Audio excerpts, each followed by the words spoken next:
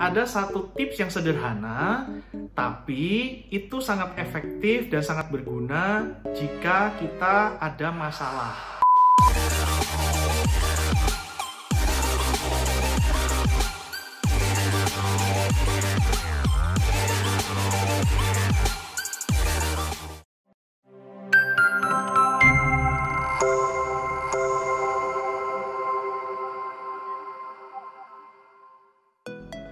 Halo teman-teman, kembali lagi ketemu dengan Andi di sini di channel King Kos, si Raja Kos.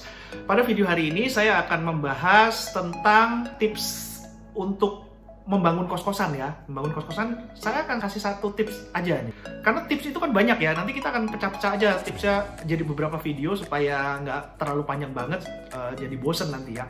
Nah ini saya kasih satu tips membangun kos-kosan khususnya untuk instalasi air bersih. Nah, penasaran kan?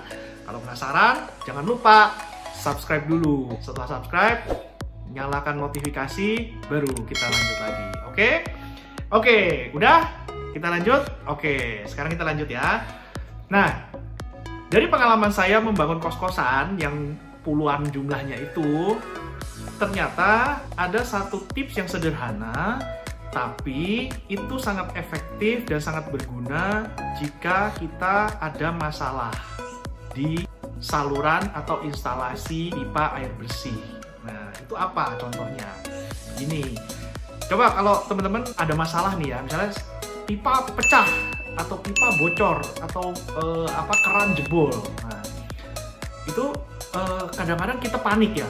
Saya pernah baru aja kemarin itu ngerasain paniknya. Itu jadi ada keran patah, terus airnya kan ngucur deras banget.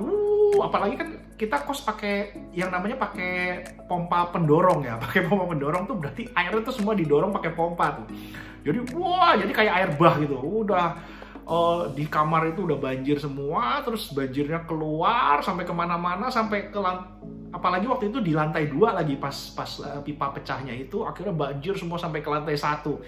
Nah, itu kalau panik ya kita akhirnya kita bingung, kita mau melakukan apa. Padahal sebenarnya gampang banget. Waktu itu sebenarnya saya tinggal ambil tangga, terus saya buka manhole di atas kamar mandi, terus di situ ada stop krannya. Nah itu sebenarnya tinggal matiin stop krannya. Nah itu rahasianya, itu tipsnya. Jadi teman-teman kalau lagi bangun kos, instalasi air bersihnya, air bersih itu kan dari sumur atau dari PDAM, itu kan biasanya kita sedot ke atas tuh. Kita sedot ke atas, kita kasih di water torrent ya, water tank di atas itu. Nah itu nanti instalasinya harus dari water torrent itu nanti harus ada stop krannya ya, itu yang stop kran terpusat di atas, supaya kalau kita mau matikan aliran air semua itu kita cukup tutup satu kran itu, otomatis yang dari water torrent itu nggak bisa ngalir, akhirnya udah itu tertutup. Nah terus setelah dari tadi water torrent itu masuk ke pipa, ada stop krannya, itu kan terus cabang-cabang semua saluran kan masuk ke mana? Masuk ke kamar-kamar. Nah sebelum turun ke dalam kamar mandi itu harus ada satu stop kran tambahan juga. Nah itu fungsinya adalah pada saat nanti ada masalah di kamar mandi itu, entah pipanya pecah, terus entah kayak yang tadi saya alami itu ya, kerannya jebol segala macem, itu cukup kita matikan satu stop kran yang ada di atas kamar mandi itu.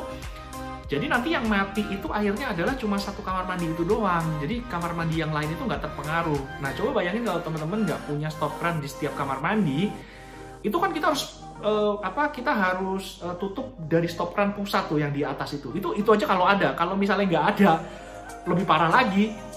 Kalau nggak ada berarti kan kita nggak bisa tutup tuh. Jadi kita harus nunggu air di water tank, water torrent itu sampai habis, baru akhirnya airnya mati gitu kan. Itu udah terlanjur menghanyutkan berapa banyak barang itu, membuat air bah di dalam rumah gitu kan. Nah tapi kalau kita punya stop kran yang terpusat, minimal yang terpusat, ya kita tinggal tutup. Tapi yang lebih bagus lagi yaitu kalau kita setiap kamar mandi itu ada stop krannya, supaya pada saat kita memperbaiki kerusakan yang terjadi di kamar mandi tersebut, kamar mandi yang lain itu nggak terpengaruh. Kamar mandi yang lain itu bisa tetap airnya berfungsi mengalir seperti normal. Nah, beda kalau kita nggak punya stop kran di setiap kamar. Nggak punya stop kran di setiap kamar mandi, jadi kita cuma punya stop kran di pusat. Kalau kita tutup, akhirnya kita perbaiki satu kamar mandi, tapi yang nggak bisa mandi semua kos, semua kamar, yang nggak bisa cebok, nggak bisa siram kloset, itu semua kamar. Jadi membuat semua tamu itu merasa tidak nyaman dan merasa terganggu gitu ya, dengan padahal yang bermasalah mungkin cuma satu kamar doang. Nah, itu tipsnya.